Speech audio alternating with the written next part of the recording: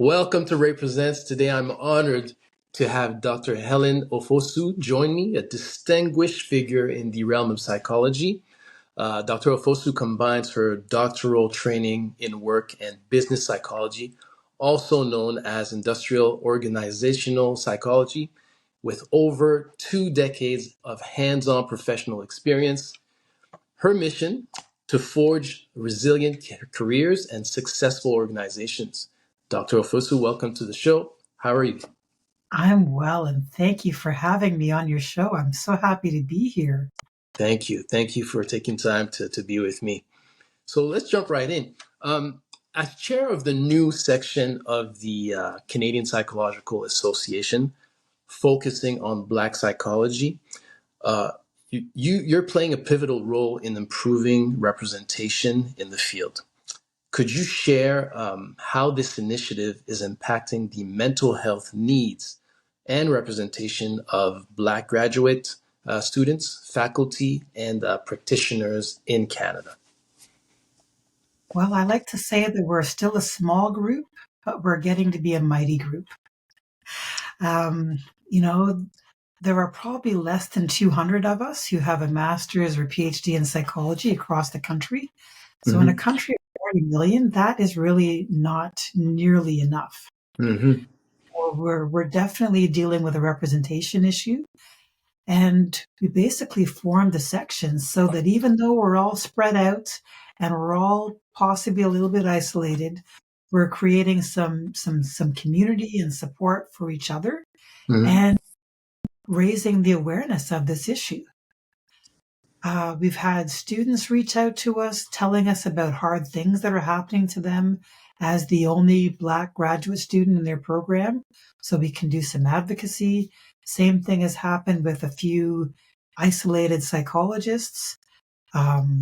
Most recently, and this is pretty hot off the press, we've heard from some members of the Ontario Psychological Association who feel very under threat, actually.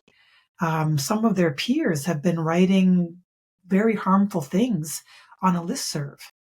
I'm Well, not a member of that group, so I don't see the actual messages, but they've asked for our support, so we're kind of working out the details. We'll be writing a letter of support to them, for them, or what have you. So at least we're raising some awareness and providing a little bit of support here and there.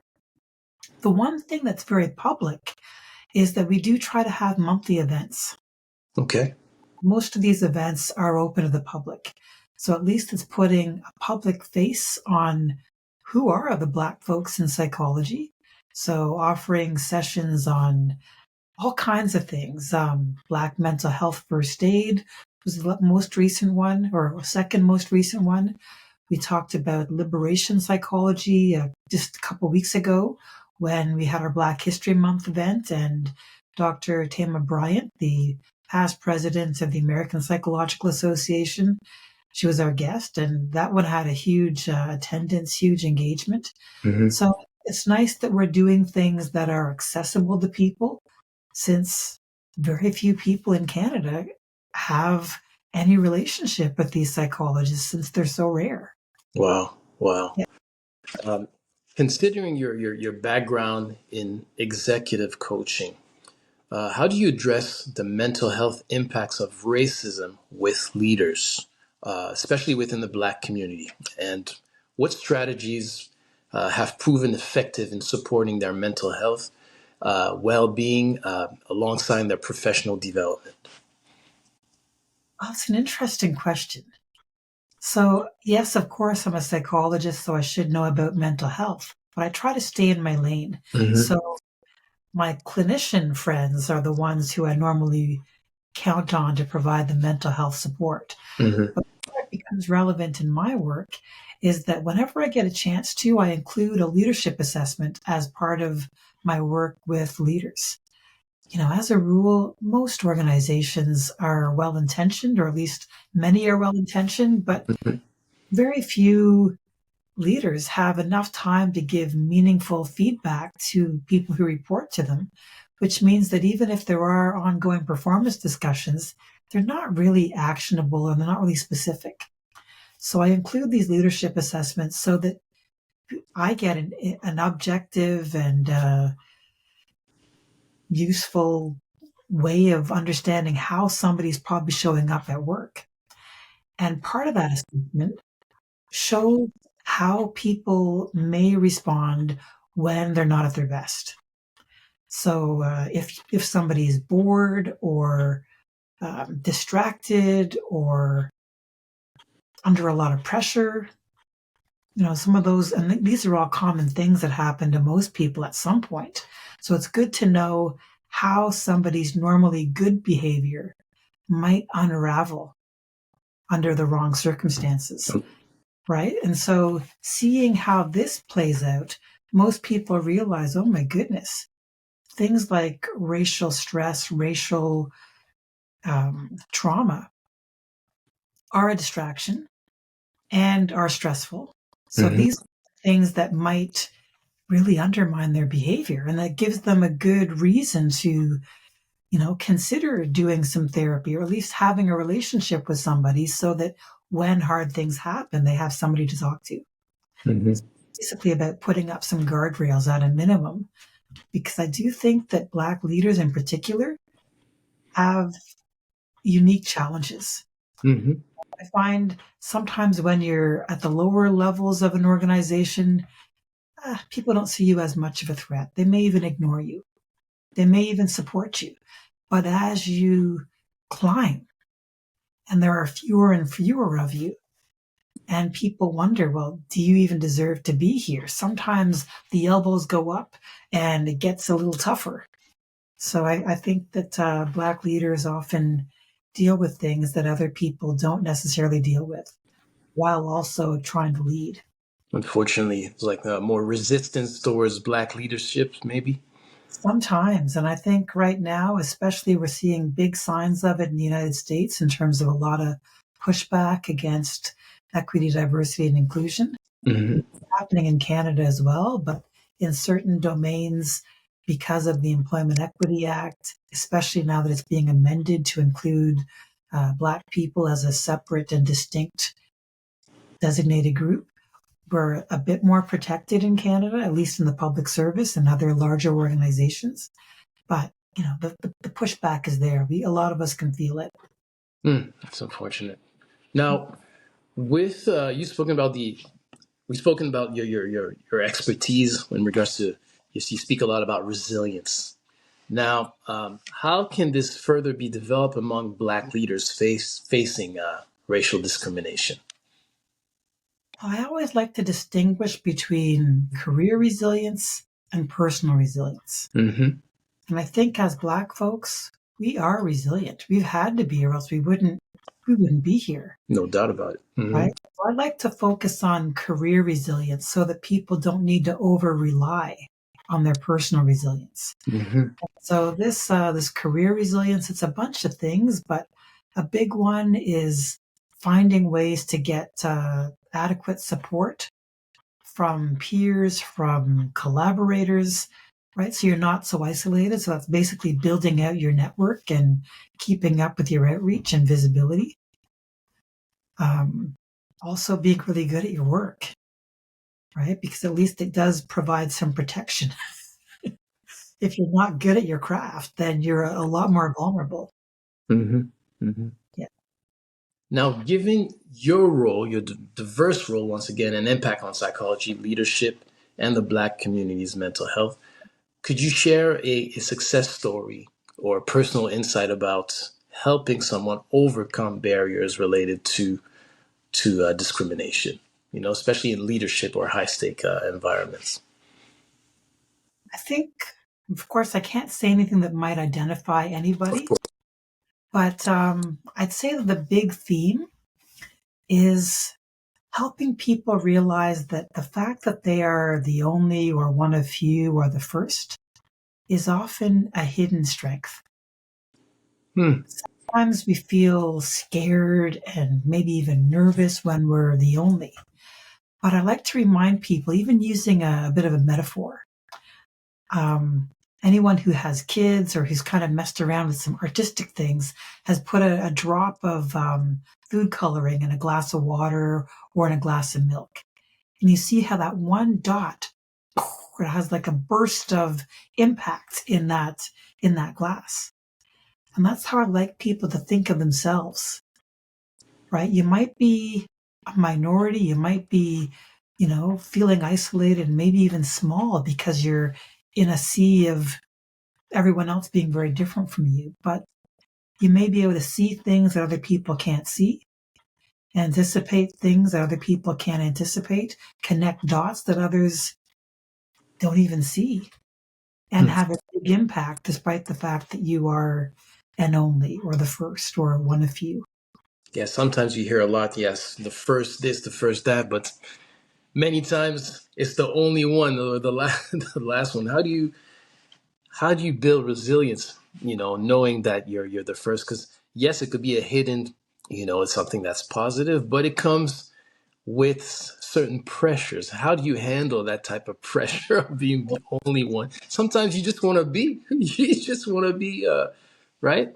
And that's why the mental health piece is helpful, because we all need a bit of a release valve. Another theme that I like to remind people of is that when you are one of the few or the onlys, especially as a Black person, we have to do all kinds of extra things. And I'm not saying that this part is fair, but when you are able to, be tenacious, be creative, because we're always figuring things out, right? We always have to often do more with less support, with less acknowledgement, with less resources in many cases. All of these things have a way of making us actually better than our peers. And I know this may not be a popular sentiment, but the truth is that we don't usually even get an opportunity unless we're at least on par with everybody else. If Mm-hmm. not, we're a little bit better. So when we think about the magic that comes from often doing more because we're often the doers, a lot of people expect a lot from us. We're often underclassified. So I guess what I'm trying to get is that all of these things give us all kinds of insights and experiences that our peers may not even have. And now there's some research that's kind of defining all of this as something called crucible leadership. Okay. A crucible is a vessel that jewelers will use to melt gold and other precious metals to reform it into other things. And I think the Black experience is kind of a crucible, Mm. right? So adversity and persistence, despite difficult circumstances, has a way of creating amazing outcomes. Yes. Another, I was reading a book, I forget the name of it, but they talk about a similar construct and they call it developmental heat.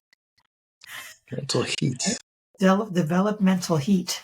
So let's face it, most of us who have been high performing professionals, regardless of the domain, we all know what this feels like. And when we remind ourselves of how, it's kind of amazing. Somebody else calls it black magic, Yes. It's a right? Like, term that we hear often now. That black it's a term, black. but it's also the name of a book. A couple of years ago, I came across a book that's called Black Magic: what Black leaders have learned from tragedy and triumph. And he basically makes the same point. He just doesn't call it developmental heat or crucible leadership, but it's all the same concept. And I love that it's all converging on the same thing. I mean, it's an undeniable truth for many of us. Yes. Yeah. So, what message would you give? How do you see your profession evolve? And what message would you give? Well, I think a big message, and this is something that was definitely reinforced by Dr. Bryant a couple of weeks ago. Mm-hmm. The message is that for psychology to remain relevant, I think it needs to reconsider some things and try to be more inclusive. right now it is so uh, heavily loaded towards basically white people, a lot of white women in particular, when they have not been exposed to a decolonized perspective, a perspective that also pays attention to the context that individuals are living in. It misses a lot and it really doesn't provide complete or adequate solutions. Yeah. That's a big criticism coming from one individual in organizational psychology, but I believe it. Hey, we're speakers of truth here. That's fine. I just heard last week it was a psychologist in the U.S. in a conversation, and he was saying some of the hesitancy of particularly black folks, to reach out to psychologists is due to the fact that some of the architects of racism and white supremacy are psychologists. Well, what would you say about that? It's true. And I'm embarrassed because technically I wear the label psychologist. Hmm. But during the pandemic, I remembered that when I was applying to graduate schools, there were certain schools that I actually had to withdraw my application from. One Really? of them, University of Western Ontario. At the time, there was a professor there, a tenured professor, so that means he's very protected. And his research was trying to show that white people have the most superior intellect, followed by Asians, then blacks. Hmm. And I thought, well, if I go there and he's tenured, when I have problems with him, who is going to back me up? That's right. They're going to align with their colleague who is powerful because of his tenure. Yeah. And it's problematic that he actually is one of the Canadian Psychological Association's so-called fellows. Like he's been recognized for his contribution to psychology. That's another thing that the Black Psychology section is working on. We don't think he should be a fellow. Well, hopefully you're successful, and hence why I'm very happy of your presence in that field. It's very important for us to see ourselves, and to have people like you who are doing the work and who are present and representing us in a great way. Dr. Ofosu, I'd like to thank you. If you have one last words before we end the conversation, I would love that. One last word. Well, I like what you're doing. I hope you keep at it. Well, thank you. I wish we had even more time because there's so much to talk about. There's a lot to talk about, and this could be one of many conversations, right? Back So, anytime. thank you very much for your time, and we'll talk to you soon. You bet. Thank you. Thank you.